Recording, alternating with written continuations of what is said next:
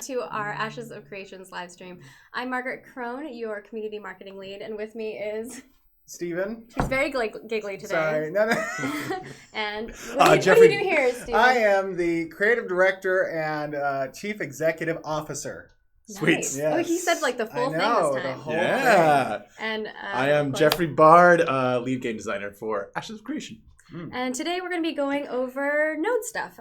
We kind of kicked off the month after our creative director's letter and after our live stream from that, talking about nodes and putting out some content, and we put out a video. So we'll be talking about all of that, but and then we also have some questions. So we actually went to the community. We had you guys submit some questions. We had our content creators submit questions. We had our French, German, Russian communities all submit questions, as well as our English community. So we have a whole slew of them to go over, and we're going to try to do our best to get through as many of them as possible today.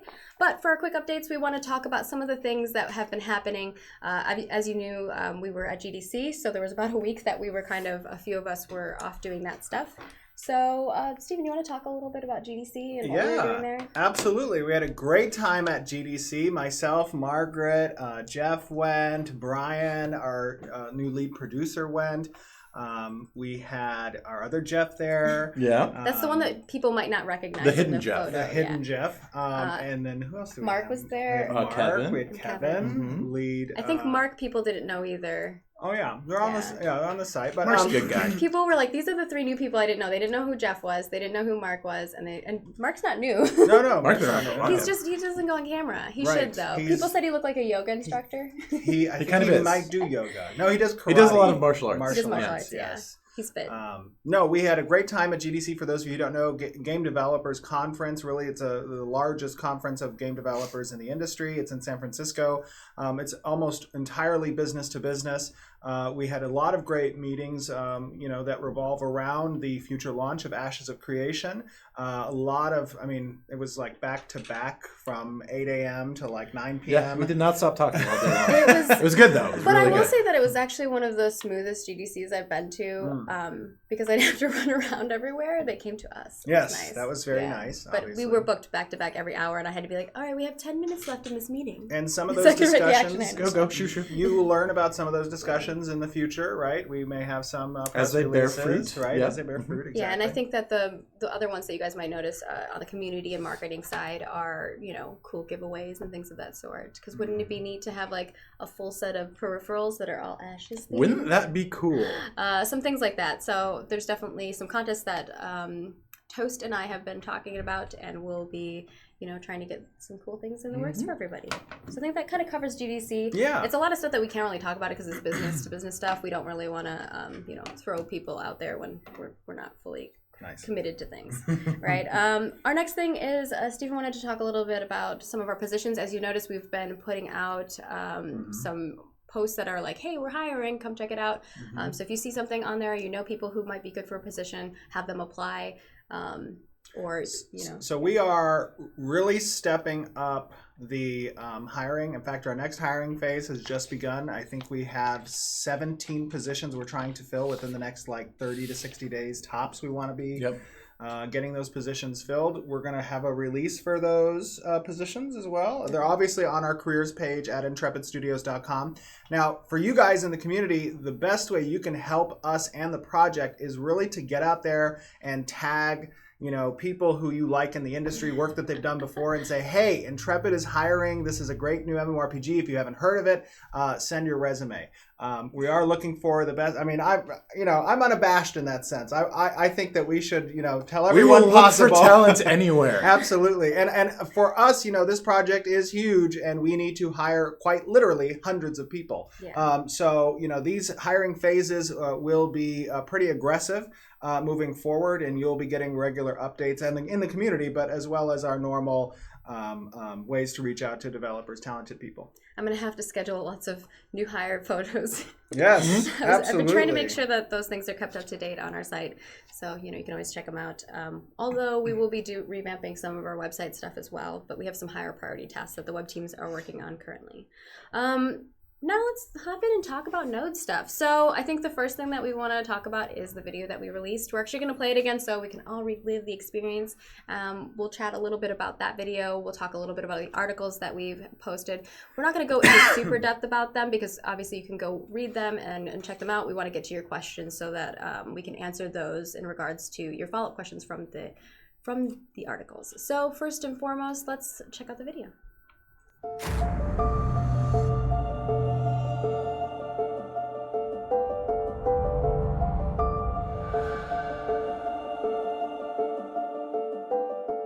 My name is Tad Ehrlich, and I'm a senior environment artist here at Intrepid Studios.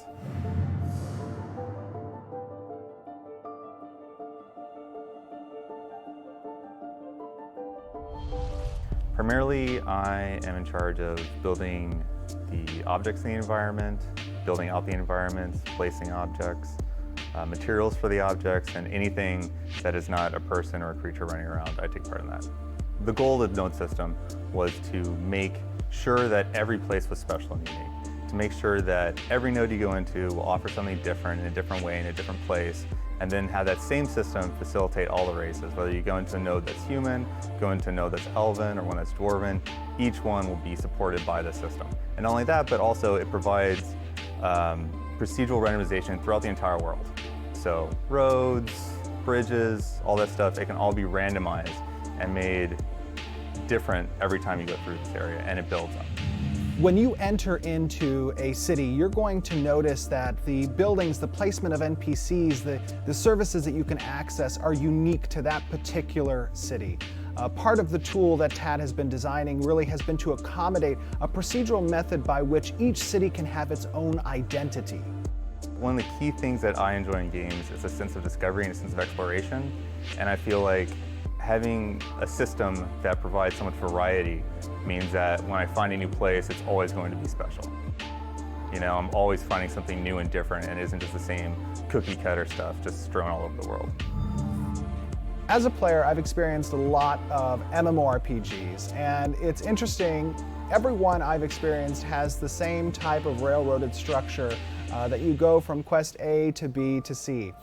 And it's really, you know, something of my desire that I've had to create a system that would be dynamic in the creation of your world, to kind of mix you know, the civilization building aspect with the RPG element. I just think it goes hand in hand that if we extend this role-playing game mechanic into the development of cities, that creates really interesting gameplay that players can participate in.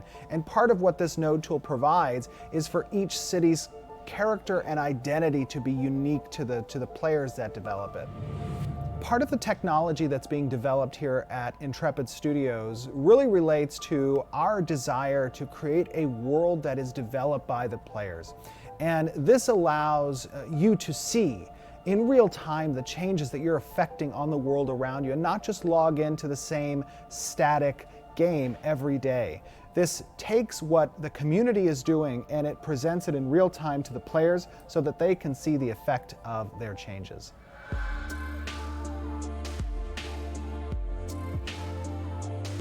We want to make it special for when a player finds a node and a node is grown and builds, that it's different from every other node in the world, so that they can claim that this node is their special place, and we know that someone on the other side of the world isn't going to have a node remotely like it. I would say the thing I like most about working at Intrepid is the fact that it's such a small, cohesive company. Everyone has to interact with everyone else. There's far fewer layers to get in the way of actual production. It's about making the product and getting it done and making it as good as we can. And I like the simplicity of that.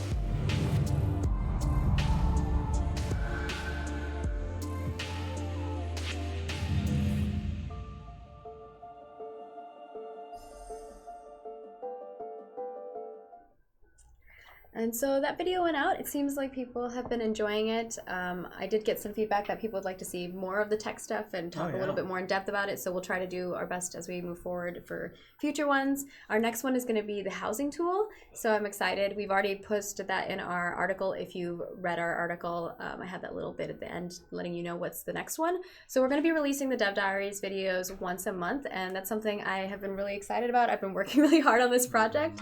And I'm glad Steven approved it. Yeah. Me too. Yay. I do want to do a shout out to a few of the other developers who have helped up. Obviously, all the people who are on the interviews and talking, and they're very nervous. Ted was very nervous, but he killed it. No, he did killed a really it. good job. They did. Couldn't even great, tell. Honestly. Yeah, and he was really nervous, but he doesn't come off as nervous at all. No. I think that Bacon helped with some of the recording. What are you laughing at? I'm just like, he was really. I thought he did. He did a really good job. He didn't really appear nervous to me. A lot of the guys, you're such a good question. Giver, that you kind of interact and let them kind of bring their guard down and comfortable about Forget it. the cameras. Yeah, my goal is to be like, don't worry about the cameras. Think about it as like we're having a chat about the things that you do and the things that you love. And for you guys, obviously the intention of these videos is to give you a closer look and a more in-depth look on who's behind the project from a developer standpoint, actually making these key systems.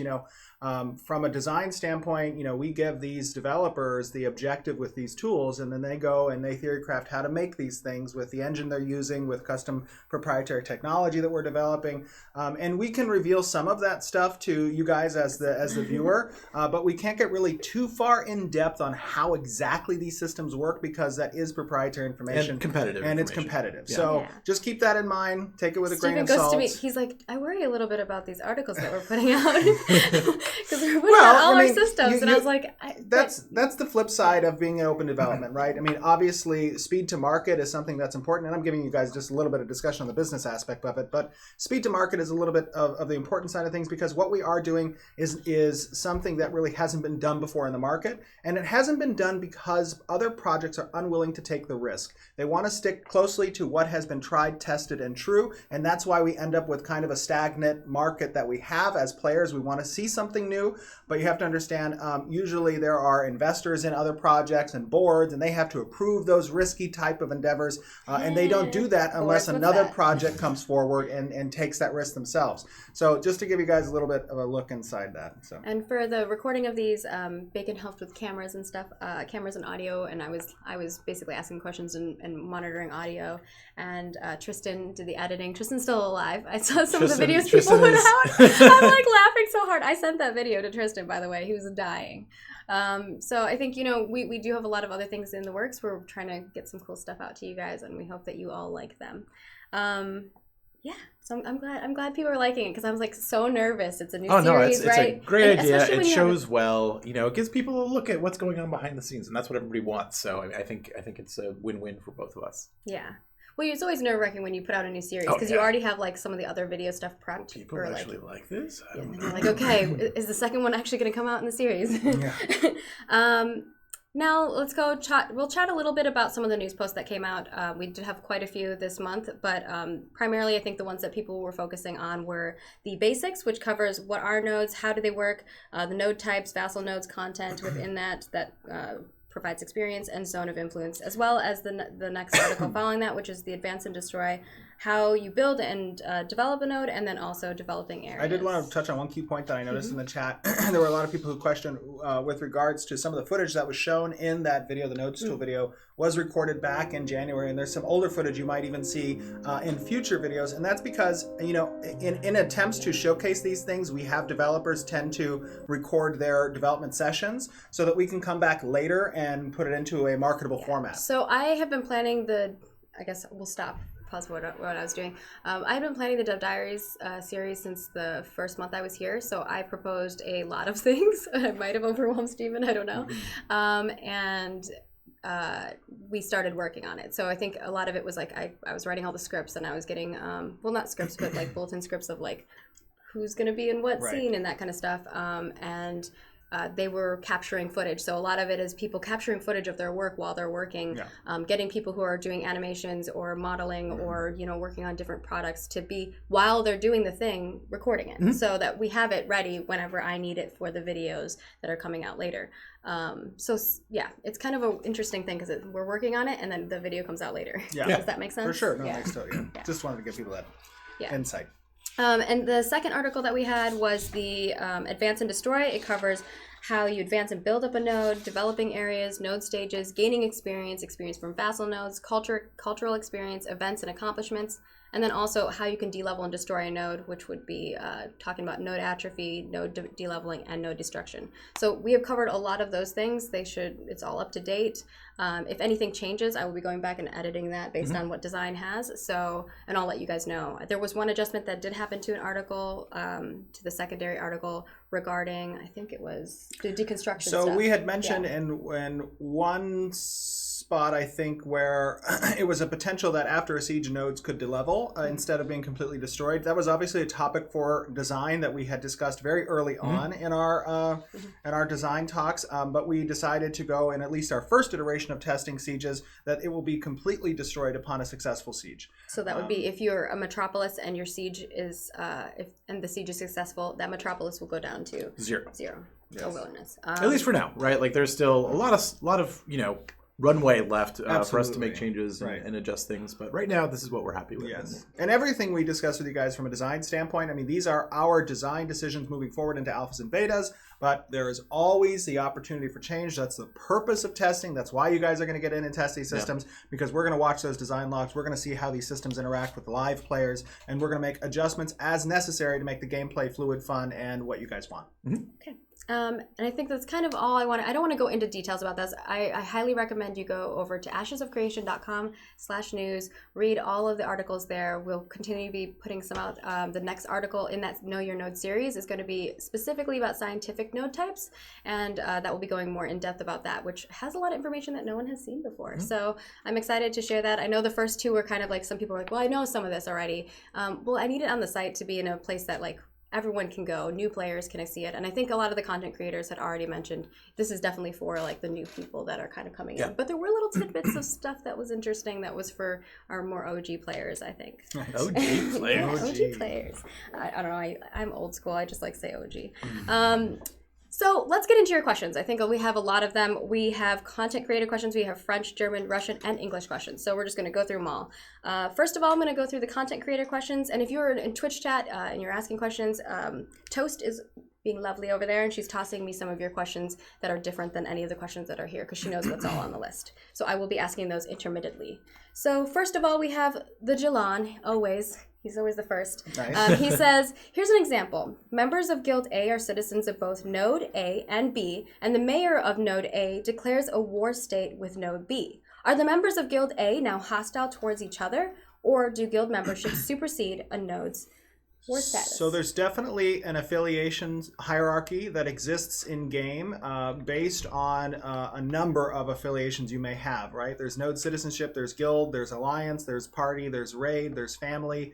All of these types of affiliations have a hierarchy, the highest of which is your node affiliation. So your citizenship is your greatest superseding relationship, which means if you were a part of a guild and the guild has multiple nodes in which its members are citizens of, if there was a war between two of those nodes, the members of those nodes would be first and foremost citizens who defend that node even against their own guild members. Think about it like if you were, if me and Jeff were both part of a thieves guild, right? And we're underground doing some cool things, but we are all both live in different towns, right? We still are part of those towns as well as part of the guild. Right. I hope that kind of helps. And the town represents my home, right? Yeah. And so we always want home to kind of be the most important thing for a player. Organizations come secondary to that. So, you know, as a guild member, you're going to have to make choices in terms of like, how do you deal with that? And we think that's interesting. Yeah. I kind of view it as like I mean, you think about, the American Civil War, you have a nationality, right? And that's your quote unquote guild affiliation.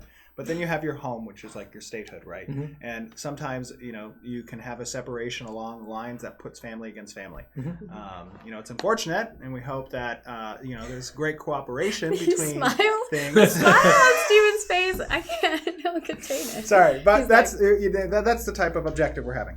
Our next question is from Richie, and Richie says, will there be a way to see what type of node you are contributing to, military, economic, etc., starting out? That way you can focus on developing one type over another. This is covered in the article, but I did want to add it in there just because I think, others might have that question as well. But read the article. What was the question? I'm I'm sorry. So when a node first starts, you'll be able to tell what type of node Yes, it is okay. based on the NPCs that are there. So whenever there's an encampment, you'll see types of Yeah. NPCs that indicate Yeah. the node type. Yeah. Yeah. yeah. So I mean, there will be some indications you're not going to see on the map, like, oh, this is a scientific node. You're going to have to. Your contextual clues will kind of tell you what's going on, but we're not going to be like super prescriptive So about if that. you come up on one and you see a camp and it is a merchant, you'll know that is an economic node in the starting. So if you want to help make that economic node grow, you'll start doing stuff and helping But them. you'll and, really have to pop that to level 1 to see that. Right. So Yes. there's some. You won't see it at nothing is At seen zero, at level yeah. 0. But at level 1, you'll see indications based on quests, based on merchants, based on NPCs that are present. All of those things will give you an immediate indicator. And it's not just about making a conscious. I mean, yes, you make a conscious decision whether or not you want to aid that node by doing activities around it. However, those activities will also relate to your focus in the game. So, an economic node is going to have more economic-oriented kind of quest lines. And opportunities. And opportunities, exactly. Gotta get that money. No, I'm just kidding. It Are you, though? it Are could you be kidding? resources, though, I guess.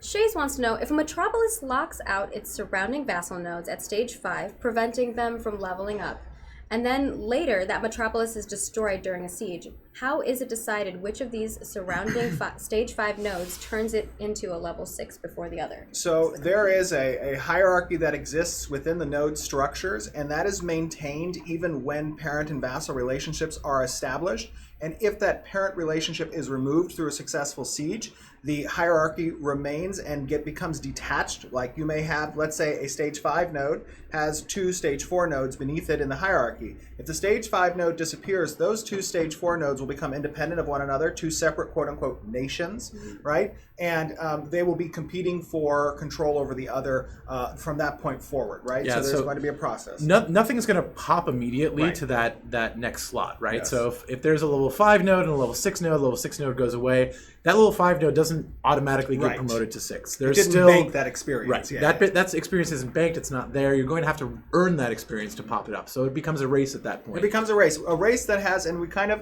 I put this in that Advance and Destroy article, which was events and accomplishments that allow players to influence the modifier that's placed on incoming experience into a node, right? So for example, if you have the parent node of those 2 stage 4 nodes disappears, those 2 stage 4 nodes are likely going to be at odds with one another when it comes to trying to reach stage 5 first, right? And there are many ways by which the citizens independently can try to subvert the advancement of the nearby node through declaring war, through competing quest lines that revolve around patron organizations and or guilds. There's achievements with the raid bosses, with the society systems. All of those things can go to hinder or excel the collection of experience based on the citizens of that particular node. While we're a non-faction based game, there are many systems that allow for these pseudo-factions to appear and give players identities that can be either cooperative or adversarial. It's up to the players. Okay. I'm going to grab a question from the Twitch chat. So if you're live, you can ask those as well. The question is from Nixel TV, and they want to know, and I'm sorry if I butcher people's names in advance. Do you plan ahead what happens to nodes when you need to do a server merge? Or are you planning you guys already know what you want to do in regards to server merges? So there's Sorry. two scenarios when we've talked about this before. We have talked about it before, so I'll go over very quickly. There's two scenarios when it comes to the potential of server merges. Obviously, every MMO would like that we don't have to address those and that the servers will stay healthy forever. But as a contingency, we have two scenarios. The first scenario is where one server will become the dominant server and the other server will have the player population merge into the existing structure and development of that server, right? That's the first. The second is the two populations of the servers will join a new server that has a fresh start, so to speak. And those are generally the ideas. You'll keep your progression on your character, you'll keep your assets and whatnot, but the node structure will be reverted to zero, and the placement of buildings and properties that are owned will be reverted. You'll keep schematics, you'll keep materials necessarily, but it'll be a fresh start. Those are kind of what you're thinking, right? Those are the two kind of ideas that we have when it comes to server merges. We still need to game that stuff out. It's a very challenging problem, but we'll get there. Yeah. Okay. Moving on to more questions from our content creators. We have Agalos who's asking, given that the world size has been stated at 480 square kilometers with 103 nodes, can you tell us the approximate land amount that each node state would encompass, town, city, metro, etc., to give us an idea of scale for each city?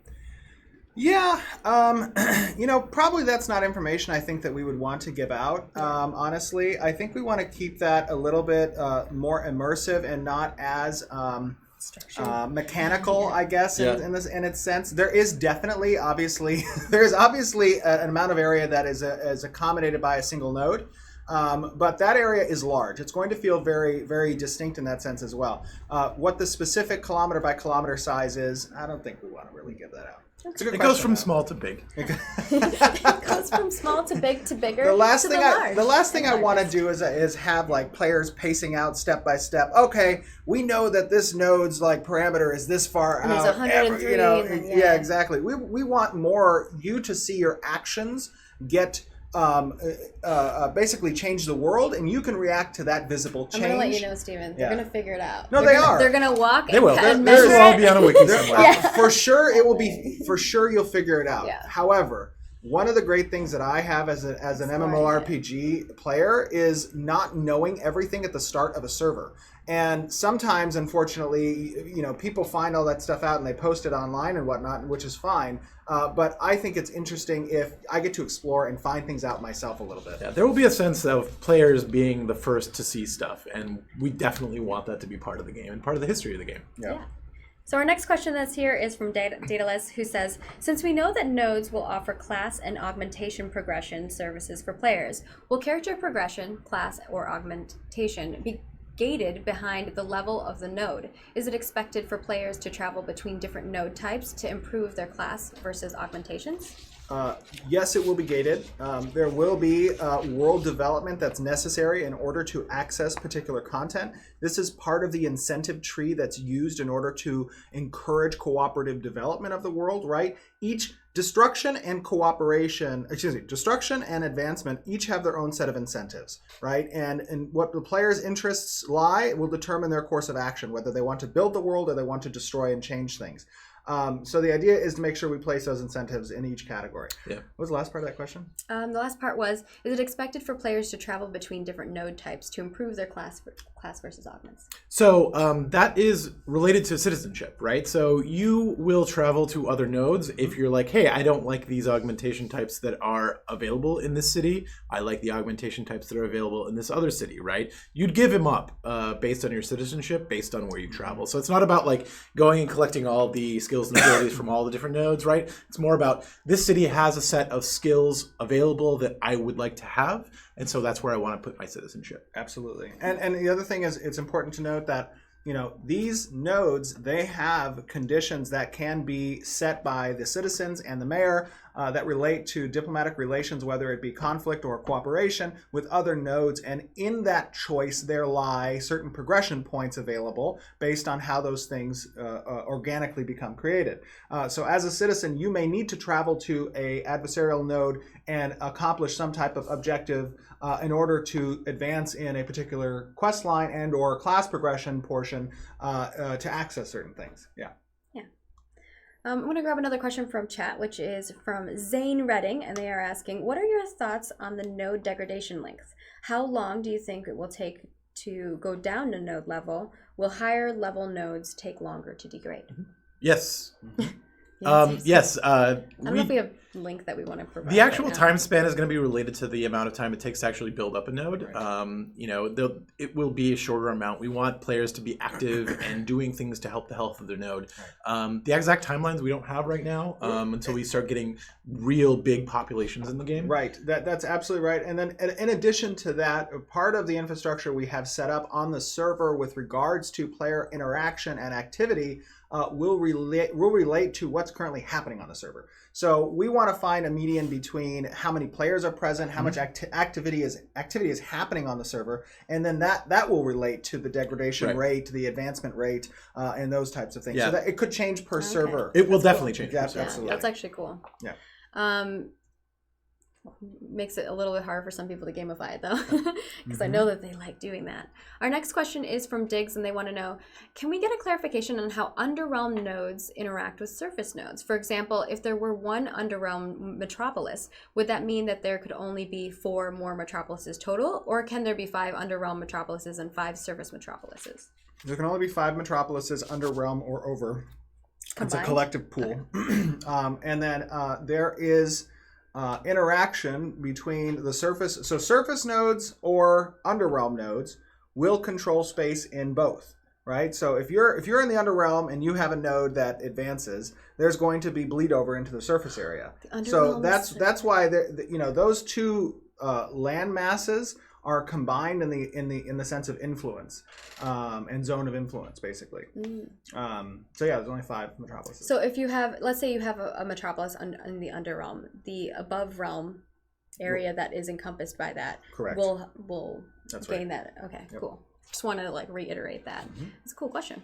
And that might be a little bit of a departure from our design in the past. I know originally, 2+ years ago, we were discussing how those would be independent of each other. But I think as we further defined the layout of the world map itself, it made more sense for those to have some interaction and influence that's combined. It's also more interesting, I think, when you don't necessarily know what's going on below ground, and you have to really be aware of what's happening on both levels. And I think the other portion is that one of the ideas that I was chatting with the environment team about from an art direction standpoint was to include influences of the underrealm that are seen above ground if it's an underrealm node that's influencing the above population. That'd be very cool. So you have those bioluminescent kind of influences that start to reach out into the world above. I was just going to say how this, if you're new and you don't, you're coming into Ashes of Creation, you don't know what we're talking about, the base layer that you come into as a player is kind of like the normal realm that you would see in most games, and that kind of looks more realistic, whereas the underrealm is like the underground layer of our world. So we have 2 layers,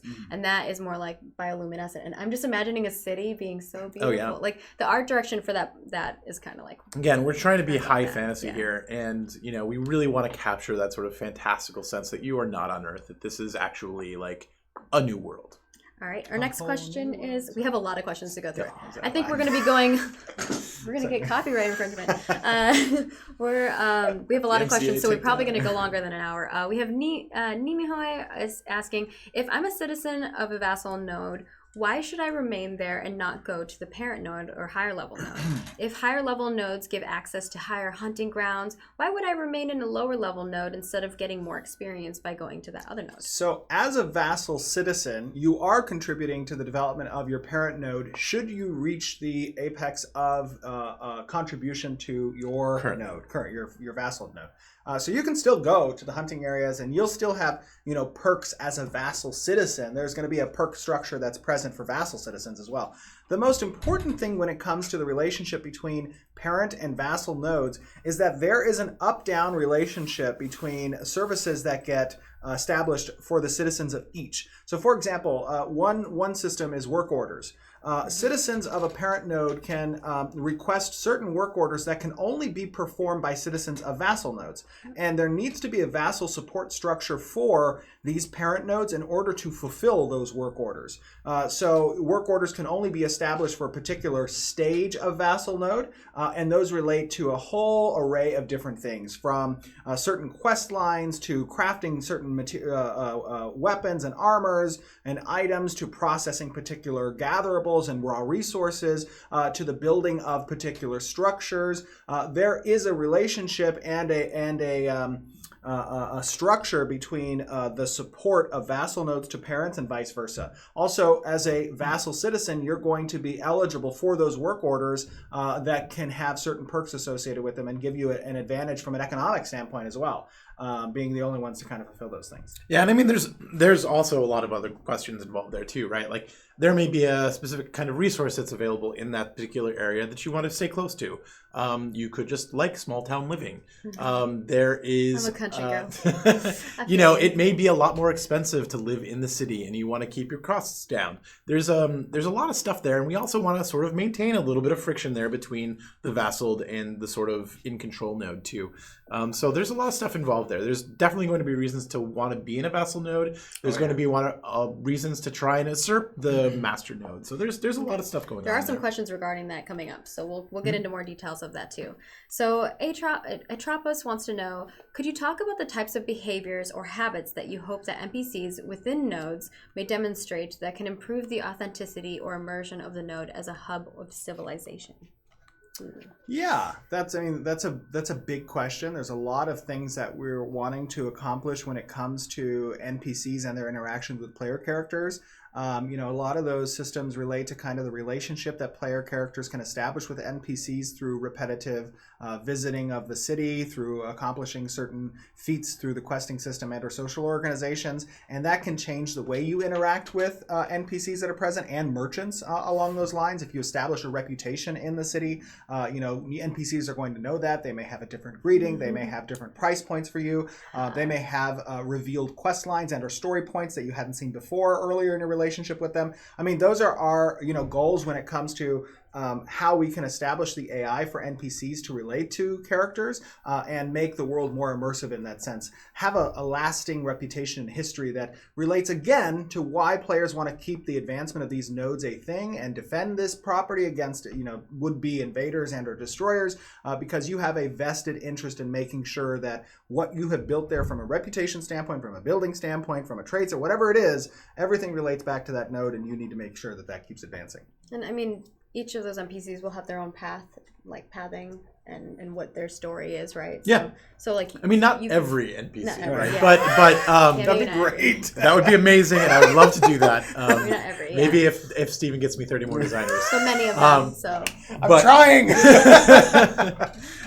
But yes, I mean, it's we really want to make sure that the city feels alive, right? That it's not just alive with players, but it's alive with NPCs who have their own wants and needs, and that react to what you're doing, what the node's doing, and kind of the state of the world. Okay. Our next question is from Verlis Wolf, who wants to know, can you provide more information on the relationship between vassal nodes and parent nodes? Specifically, are there ways to prevent a parent node from taking over your node? This was kind of going into that. Right. So I think we touched on both points in that question through previous questions. Yeah. This is specifically more like, if I'm in a vassal node and the parent node is trying to take over, or if I'm in a node that is potentially going to be a vassal node of a parent node, is there a way for me to block that from happening? Yeah, I described that. I described that a it. few questions ago with regards to the ability to modify incoming experience that can either slow down the growth of a competing node or not. Mm-hmm. That would be the main method, but there is no you're not welcome here. Do not we cannot be taken over. Yeah, we cannot be taken over. That's core to the way these cultures kind of expand. The territory of the node expands. There is an algorithm that we use when it comes to the expansion of nodes that relates to nodes wanting to move closer to the cultural borders of other nodes. That's like the first and foremost. Civilization reaches out to other civilization. That's like the intrinsic kind of backbone of trade and economy. And then also like moving towards the coast. That's another aspect of what nodes want to do, because that again is a source of kind of trade and the ability to move goods around the world. I think this is a good follow-up to a question that's coming in from chat, which I think we've talked about quite a bit already in previous live streams as well, which is from Altador, saying, will nodes encapsulate? Sorry, I don't know, I can't talk. Okay. A large part of the sea if they are on the shore. Will the whole sea be part of a node? Or part of nodes? So there's definitely territory that can move out into the sea because there is sea content that's available. It's not going to, reach out into the outside of the coast. It's going to try to stay along the coastal area, right? But it will encompass a portion of that sea out. If you there will look be at how, international waters, Yes, but then there will also exactly. be Right. waters I was that are trying to within think of what I was the border. thinking. Yeah, International that's a good way to waters is word the it. word. Yeah. I wanted to touch on that last question, the one before this one, where there's not, like Steven said, there's not a hard way to prevent other people from doing it, from taking over your node, right? But the responsibility is on that node to prevent others from leveling faster than you, right? Like that's kind of the goal. If you're not paying attention, if you let this other node grow bigger than you, there's nothing you can do to stop it at that point, right? But you have to do it. You have to be proactive about it. Yes. Okay, so we still have a lot to go through, and we have a short amount of time, so we might go a little longer today, but I'm going to try. So our next question groups are all from our French community. I don't have the player names for these. Bonjour, mes amis. Bonjour, comment allez-vous? Comment allez-vous? Yeah, there we go. Ça va? we can kind of do a little French. Nous parlons français. Un peu. Should I ask them in French? Yeah, ask them in French. No, I'm just kidding. Okay. I translated them to English. You're fine. So I'm going to ask these questions. There's about 1, 2, 3, 4, 5, 6 for them. And they said, will there be any hidden quests? I already know the answer. Such as being able to resurrect a dragon. Whoa. If you have 5 necromancers in the party, then integrate it as a defense system for your node. This is a very specific question. That got really specific. That escalated quickly. I'm imagining like this group of like necromancers summoning a dragon. So what's the core? The core question was: Are there hidden quests? Are there hidden quests? Yeah. There are hidden quests. There are hidden quests. Yes. Whether or not there's a quest related specifically to necromancers and raising the dead of NPCs and having them fight for you, I don't know of any quest along those particular lines. Nope. However, there are hidden quests throughout the world that really kind of promote exploration and your ability to maybe even reach things first and kind of have that ability. This is sort of like in my wheelhouse where I love hidden quests. I love being able to discover something that nobody else has figured out yet. The hope is that we'll get to year 5 and there's still some stuff that we launched with Ashes of Creation, our first launch, and that haven't been found yet. So I'm going to say this. There's something in Apocalypse that no one has found yet. That's true. That's true. Moving on. Can we have more details about military nodes' functionalities? What can we expect from class combat training? And I think I'm going to go over the military nodes in an article. It'll be like a full article about it, but I don't know what all you guys would want to share regarding that. What more details would you guys want to share about the functionality of military nodes? So, military nodes, as we kind of stipulated in I think it was the first Know Your Node series, is that they kind of augment your ability to perform in combat, whether it be PvE or PvP, and that ability really stays in the zone of influence of that node. I mean, we kind of want you to encourage those players who are being trained from a combat standpoint to kind of perform around the node and do those things around the node. It relates to kind of passives like your gear proficiency, the ability to utilize particular passive abilities that kind of augment your combat capability. Yeah, and each node type will also have its own special ability or special building and superpower. So we'll talk about more of those things in those articles. So stay tuned for those. You can follow our social media so that you don't miss out on those. The next question that we have here is, will we be able to organize our troops' positions during assaults, like in Total War, so we can create squadrons led by other players? Not like Total War. Not like Total War. Because that's like an RTS. Yeah. It would be cool. It would be a different game. But we do want to give you making Total War. I do enjoy that game. We want to give raid leaders and people who are running player-run groups the tools to be able to pull that off, right? but we will not be prescribing like, everybody stand arm to arm and, Right. march forward, right? Rank, that you will be could do rank that- and file You companies. could do that Yep. if you talk to each other. Yeah, right. so, That will be up yeah. to individual commanders to sort of like organize those. I've done that groups many way. times I in have sieges in the too. past where we have everybody line up, right? I would even go before the siege because I was going to record and put like, gold on the ground for positions. And I was like, get in your positions and stuff. That was a lot of fun. Yeah. Yeah. No, but there won't be a total war aspect to controlling things. There are definitely, the idea is to have the NPC mercenaries that are present during battles. And one of the games I played in the past, which was Lineage 2, if you were a castle owner, you could place down mercenary tags in the castle area that would then spawn into NPCs and the location there. And they would have a specific AI, like, you had a cleric Defender, NPC or you yeah, had a, heal, and they would yeah. move even routes. You had mobile or stationary. So, I mean, I liked that. That was kind of fun and cool. I think that from a mercenary standpoint, we definitely want to have AI that's kind of built in and makes sense from a siege perspective. Right, of course. But it won't be total war overview. Yeah, where moving you're like things, moving no. stuff. Yeah. Okay, next Burn question your is cavalry through them. about node.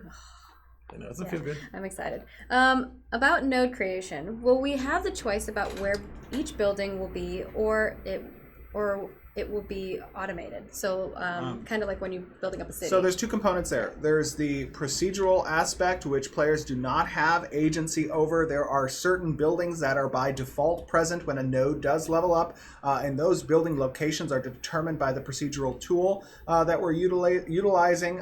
In the developer tool video, you can see that a little bit. And then there are locations, which are basically building footprints that will exist from a construction standpoint that the community will have agency over through the election of a mayor and the determination of what buildings and services they want to offer. They can start building projects, which will then spawn a constructible location that will have quests related to material acquisition that the citizens must participate in order to construct that video and render its services accessible by the players. Yeah, and we've talked about that in previous live streams, and there will be an article talking about governments and going into a little bit of details about that too. So again, just like base level stuff will come with the node. Players are going to be choosing that stuff. Specific buildings will be what the mayors decide to build. And that can include things like banks or that kind of thing. So next up, we will have, will we be able to find tribes, such as elf tribes in the forest, with whom we may be able to create a commercial road after increasing our reputation with? So when you say tribes, I'm assuming they mean NPCs, and I would call those specifically minor races, right? So there's a tier of interaction with NPCs, right? You have major race NPCs, and those are the people you're going to see in cities and perhaps the prospectors outside of the cities and whatnot that you relate to. There's minor races NPCs, and these have their own unique cultures. These are the centaurs, these are the fae and whatnot that live out in the wilderness. There are the antagonist NPC structure, which are going to be monsters and perversions of nature that relate to corruption and the ancients. Those are present, and then there are pets and stuff. So yes, there are minor races that will exist. I mean, that's part of the lore. It's part of the world. It's part of the explorative process for you as a player to kind of reach out to those and make relationships. Whether or not you can have like a particular trade, I mean, those will exist within the quest structure. There's going to be quests. Yeah, so I was going to say it's more related to quest stuff than it would be like they are not major players in this world, right? The players are the players of this world. And so we want to make sure that players feel that way. Yes. There will be some choices to be made regarding them, but it's not going to be things like creating trade routes to them. It's not going to be, financially viable really to do that. So it's not going to be a thing that exists really. Your nodes will take take their lands. Yeah. So Well, I mean, takeover is a harsh phrase. that's why I was They'll like, interact takeover, with them, yeah. right? And that interaction will yield additional services and quests and whatnot that will take you out to those locations. But you could take. But you're not too. going to subjugate their culture into yours and rule with an iron fist Why unless not? you want. Yeah. Like, why Unless not? you want. Unless you want. I want to be the tribe leader, the chieftain, Chieftain Maggie. There you go. Margaret walks up to the centaur and is like, I am the captain now. No, just kidding. Okay, we saw that NPCs on Siege Weapon would join the fight once the walls are destroyed. Will the NPC participation to node wars, or will NPCs participate in node sieges? And will they have strategic impact? Yes and Basically, no, yeah. right? Like there will definitely be NPCs We're will going down a journey. participate in castle sieges. NPCs will participate in node sieges.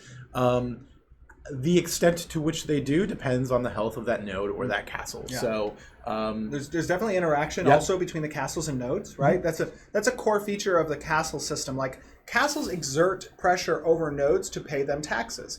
Those taxes then can be allocated to specific core game systems. One of those core game systems is the defensibility of a node, because it benefits the castle to make sure that nodes are a high level and have citizens so that they keep paying taxes. Some of those benefits are the allocation of mercenaries. They're the allocation of specific buildings that become available, the heightened defenses on walls and gates, the additional I can't think of it now, top of my head. The schematics that are present for different siege weaponry from a defensibility standpoint, and also granting nodes the ability, certain abilities over wars between different nodes. There's a lot of systems that go into how castles interact with nodes that we want to achieve, and those systems can be seen through.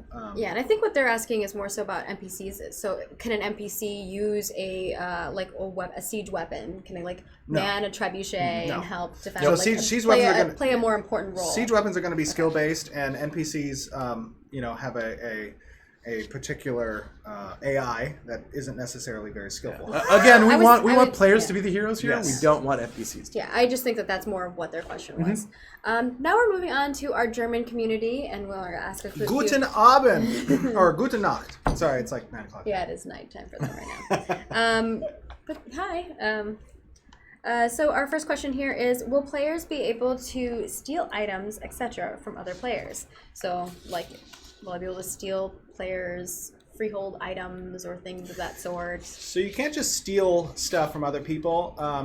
What we do have is, there are death penalties and there are repercussions for the loss of a siege. And those really relate to raw resources and or the certificate system. So when a player dies, there is a portion of their raw resources that relate to you losing those to the other player, a portion of them. And if you were to have, let's say, storage on your freehold, you could lose a portion of that storage if they were raw resources to another player or players should they destroy your freehold.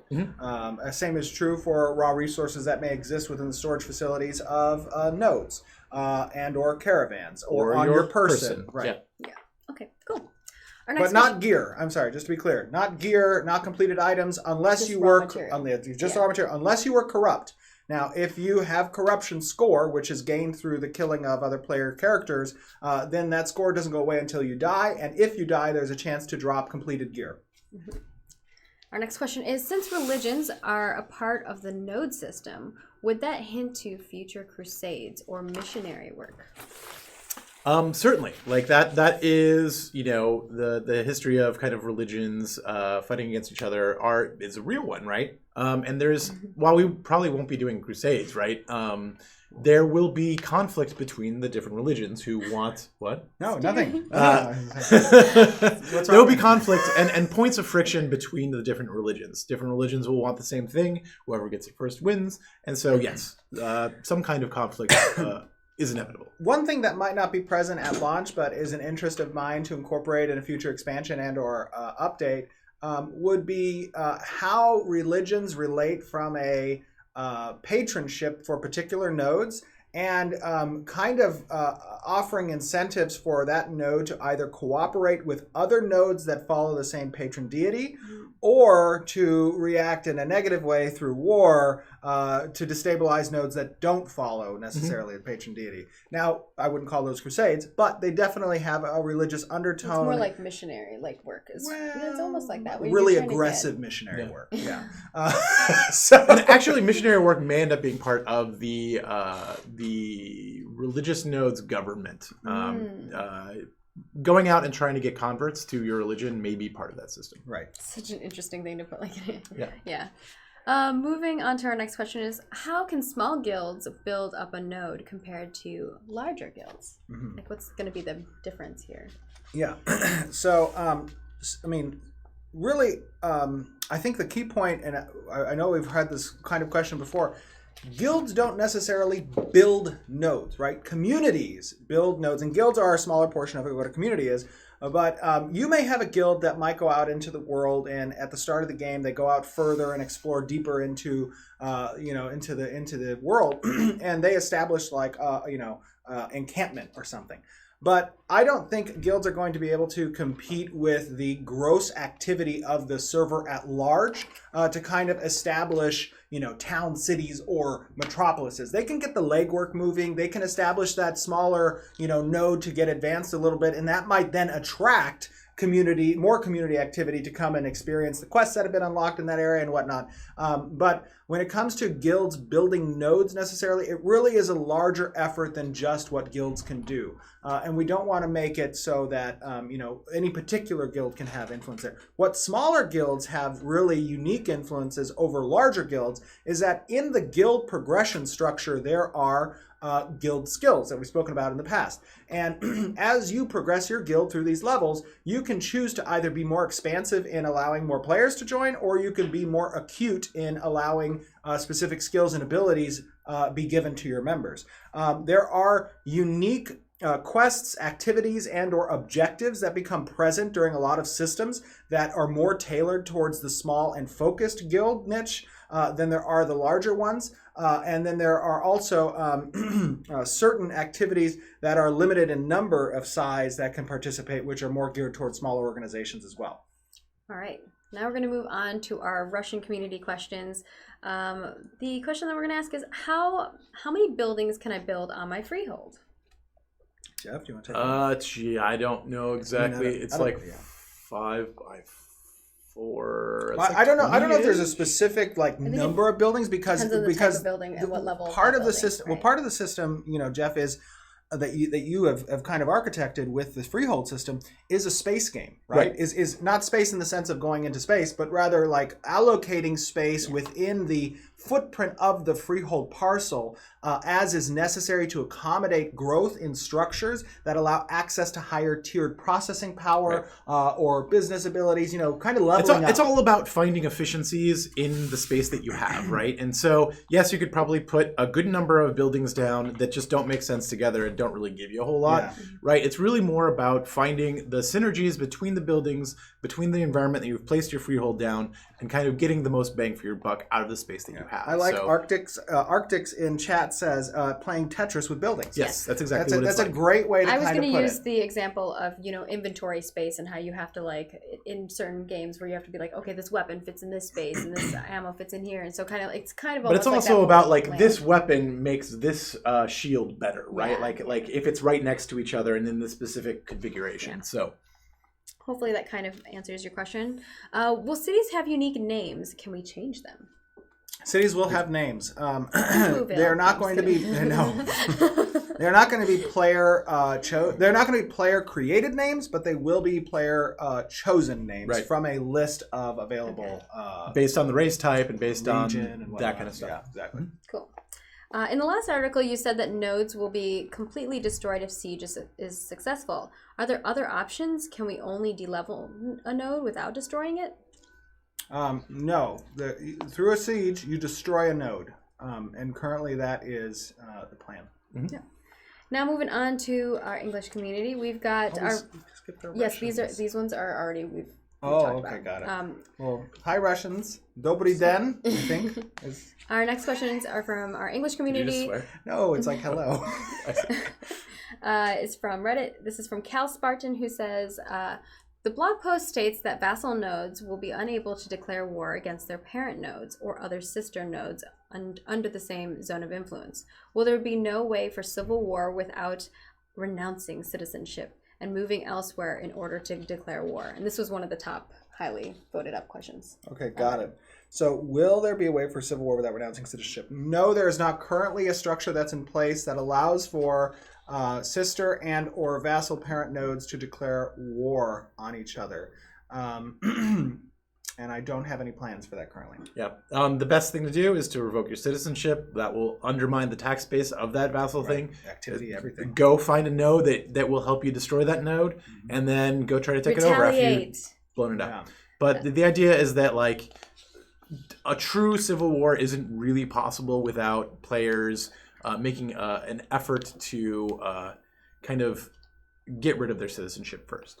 Right. Our next question is from Zerial Acheron, who wants to know, what constraints does a parent node impose on its vassal nodes in contrast to free nodes? And what freedoms does a vassal node still enjoy after it becomes a vassal? So the majority of restraints really do not apply to the general citizenship population. As a matter of fact, a parent and vassal relationship actually increases certain activities and availabilities for the citizens to participate in.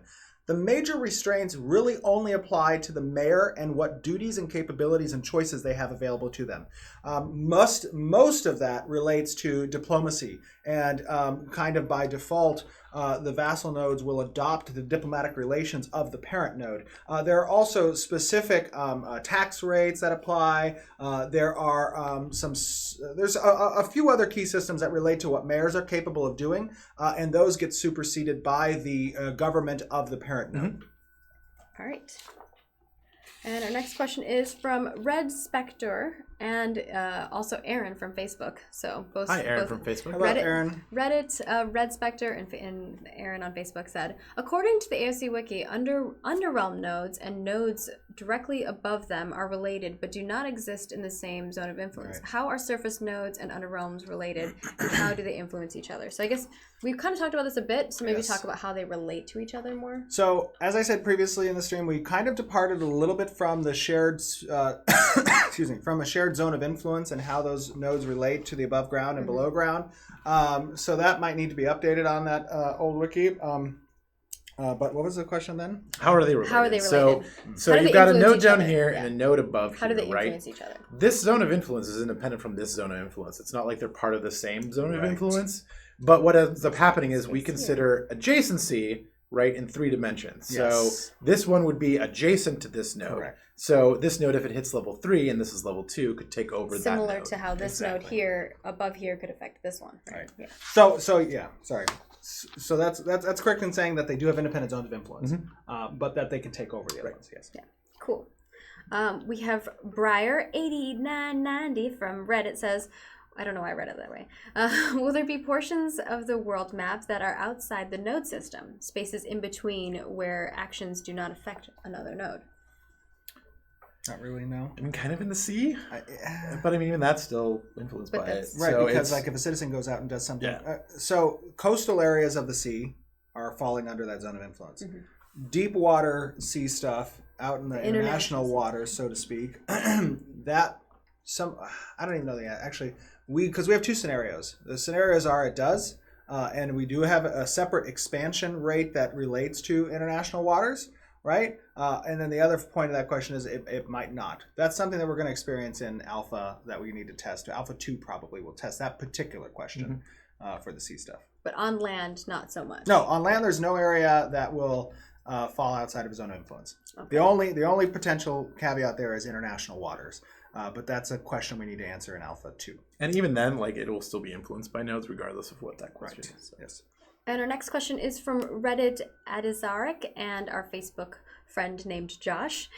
Can we get more details on how the level of a node impacts the level scaling of nearby bombs? So how the level of the node impacts the world around. I think we've discussed this before, but to be real quick, I mean there is a spawn table, and there are spawners that exist in the world that spawn monsters. And the spawn table has allocations for a wide range of available difficulties, levels, so to speak. As a node advances, it may increase and level up some of those portions of the spawn table and even introduce potentially new levels that are present. The idea behind the Ashes of Creation world is traditionally in MMORPGs you experience a circular kind of development for worlds that lend inward away from where the starting areas are, and you have these kind of zones that become obsolete because the player demographic has moved on to the higher level content. And that's really a bad thing for MMORPGs, because part of what makes MMOs so great is you have a highly social dynamic. And if an MMORPG's lifespan has progressed far enough, that demographic, that social aspect, has moved inward to the world and left new players to enter a basically void area of social dynamics. So what we wanted to do when it comes to the implementation of nodes and how it influences areas that exist. We want to have a diversification of all of all relevant content and monsters that are capable of being fought everywhere by any level, so that as new players enter in, they're entering into what will likely be the most developed location near the starting areas of certain nodes. Yeah. We also make that, so there's a couple things that kind of results from that, right? Is that a level 1 player could travel potentially, if they're careful, anywhere across the map, right? Like there will always be some path of relative safety that they can find their way through. And the other one is that relative safety. Right, until relative safety. Stephen comes out of the tree And yanks your sandals. Banhammer somebody. But it's also that each node kind of has its own ecosystem in terms of like what these creatures are, and that they will all kind of make sense related to each other. So it's a little bit difficult to be really specific in answering this question because it's going to be on a node by node level. The big takeaway is that there will be a gradient of leveled mobs from 1 to whatever our max level is. Throughout each node, right? There will be something for everybody in each area. Right. Okay, cool. No matter what the level of the node is. The next question is, It's you all guys right. are they're very hands yeah. oriented, and if you notice, I'm not yelling at them today. We've moved the microphone. Yay! It still will pick up them doing that, but Sorry, Maggie. a little less harsh on your ears, hopefully. I'm sorry for those who are wearing headphones right now. Our next question is from Reddit as well, which is Dendata asking, will there be node-bound gear or recipes like armor and weapons that identify the culture theme of a node?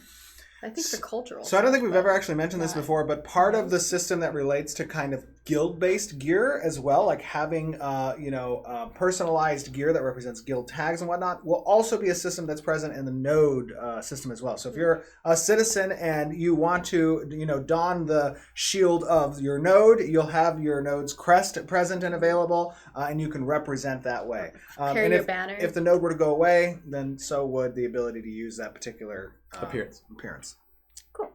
Our next question is from Malsta69 from Reddit asking, will quests in particular nodes ask players to travel through the lands, i.e. other nodes, to complete, or are the quests geographically limited to the node? I think we kind of already... Yeah, so it's definitely not geographically limited to the node. We want to be sending you kind of all over the world.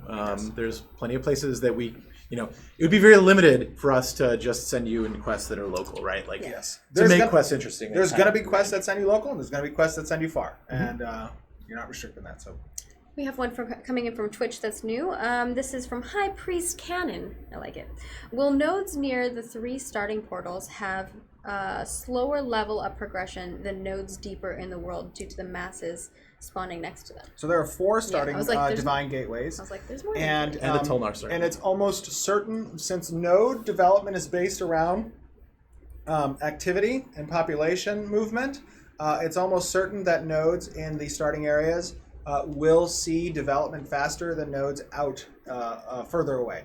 Now, that there is a potential that one server has everybody get together and like, hey, we're just going to run straight out into the continent and just start an outpost away from. I mean, that's a potential. Yeah. So we can't say definitely that it will be that case, but it depends on your server. It depends on the culture of your server. And again, we want this stuff to feel organic and feel like this is a natural reaction to what players are doing in the world, right? So we're not going to bias anything in that way unless it becomes super problematic, and I don't expect it will be.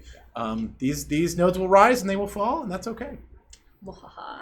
Our next question is from Cyclopsic, and they want to know from Reddit, as you've stated, leadership will be able to customize what gets built, and the predominant races will influence the architecture. Beyond that, how different are the metropolises or higher level nodes going to be? And can you give any details? Are we going to see additions like canals running through port nodes, multiple elevations / tiers, like in Minas Tirith, or are we going to be seeing essentially the same layout just with different player influences as stated above?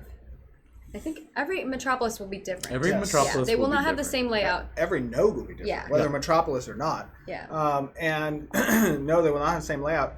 When it comes to the introduction of player agency for geographical markers like rivers and canals potentially, but rivers, there's not a plan to change that based on node progression. That's going to be based on where the node progresses. Right. If there's a river, that river will be there. Right. Yeah, we'll just have a bridge now. However, the procedural process of the node tool allows for things like bridges or potentially canals to be randomly placed and different each time a node develops.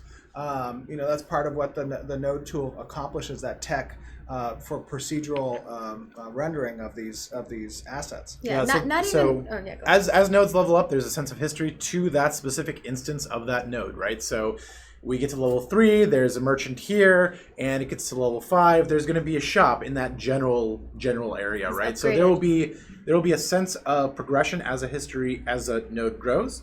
But then when that node is destroyed, we start that whole process over with a new layout, new configuration, new stuff going on in that node. So every time that node builds in that same spot, it's going to look different. Yeah, but you could potentially have that metropolis be there for a really long time if you continually defend it and it grows, and you're gonna have this history. It's gonna become an iconic piece of I guess that architecture in that world. Yeah, and every node will be different from one another, as well as when they like retransform and get to deconstruct it. So I hope they answered your question. The next question we have is from Twitter, from Alusir, and they want to know, since node types are predetermined, how will vassal nodes of different types affect the node under the same parent node?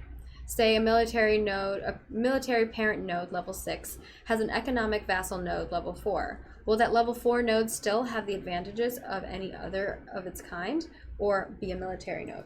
It will retain its identity. So level 4 military node will remain regardless of who kind of controls that area, regardless of who it's vassal to, it will retain its military sense.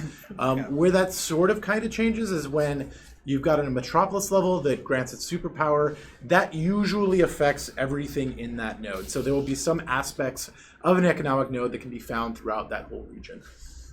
I just saw myself going like this. You do that a lot. I know. I'm sorry. describes one other thing to I think maybe the idea of parent and vassal nodes needs to be a little bit more hammered home with regards to it expanding what's capable for the citizens. It's not very restrictive. Right. It doesn't take away services or prevent services. It just takes those services in a different direction. So, had that node continued to advance and become a parent, right, it would have parent-oriented services. If it becomes a vassal state of another node, then it has vassal-oriented services. It's not restrictive in the sense that it takes away. It still has its stuff. It just also gets benefits from its parent. Right? Yes. Yeah. I think whenever we get into the government and citizenship and things of that sort, we can kind of delve a little bit deeper, and I'll try to make sure that those articles also encompass some of that, because it seems like a lot of those questions were related to that, and I think some of those will be answered in those systems, but I'll try to make sure that it's very clear. So that kind of wraps up all the questions that the major questions that we got. There's a lot of questions. We got through them all. I removed some of the ones that were repeats that we could find. I'm glad I don't look at these questions beforehand, because I have this like fresh take when it happens. Jeff looked at them though. That's why, and I think it's scary for Jeff too, because he's just like, you're saying everything. It's against my nature. We're always like, what is Steven gonna say? Hey, I'm all for it. It just, it's up to you. So I think that kind of wraps up all the questions. We have those articles up on the site, so definitely go check them out. We're going to be having a scientific node type coming up next, and we'll be going into all the others, economic, military, and divine as well, and then going into government and citizenship. So we're going to cover a lot of those systems, and if there's other things that you'd like to hear from us about, please let us know. I know people have asked about classes and races and all that kind of stuff, and religions, and those are all on my list. So if you have other ones, be sure to let us know. There is going to be... Wait, I'm just thinking right now. I'm sorry. I think it's next week that the next cosmetic set comes out, right? Oh, yes. Is it next week? And in that cosmetic set, you will see the Nakua race, actually. Yeah. We'll have a little bit of lore bits coming out, I think. Right, we're behind hoping to Nakua. But I know we haven't, I don't think we've shown Nakua before. Maybe we have, I don't know. But stay tuned for that as well. It's very like tribal, coastal tribal. It's kind of really cool. I think I'll have an article that goes out that will talk a little bit about the little lore blurbs and stuff of that. So definitely check it out. And yeah, we'll let you guys know whenever those items are swapping over, because I know people were asking about the next item set.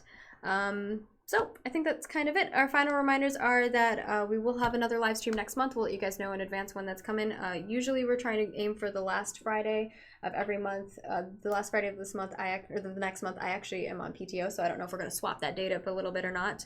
You're not allowed to leave. If not, then maybe we'll have a toast taken over and she'll host. A toast stream. A toast host. A toasty host. Do we have to bring toast to that stream? I think we have Like to. actual toast. And we have to throw the toast. Oh, we should do that cinnamon toast. Yeah. Oh my gosh.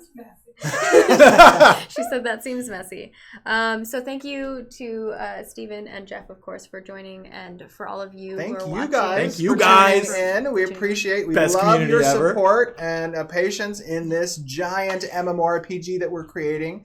Everybody here is so thrilled to really be creating these systems, because at heart, as you guys know, we are MMORPG players, and we get very excited to share with you guys on stream, what we're building and all of these systems, because they answer the call we have had for many years from a game that we want to play. Make that game. We know that Finally. you guys have that call too. So thank you for tuning in, and thank you for your support and love. Yeah, we're planning to have new articles every week, so stay tuned for those on our social media, and you can follow us here on Twitch so that you don't miss out on our future streams, as well as if you go check on over to our YouTube channel, subscribe to us over there. We'll have this video up over on our YouTube channel, and Twitter and Facebook and Instagram will keep you up to date on all of the things Ashes of Creation. I also try to put little lore tidbits on Instagram, so you should definitely go follow us on that. So we'll see you guys next time. Bye, guys. Bye, everybody. I don't know what Steven's doing. I was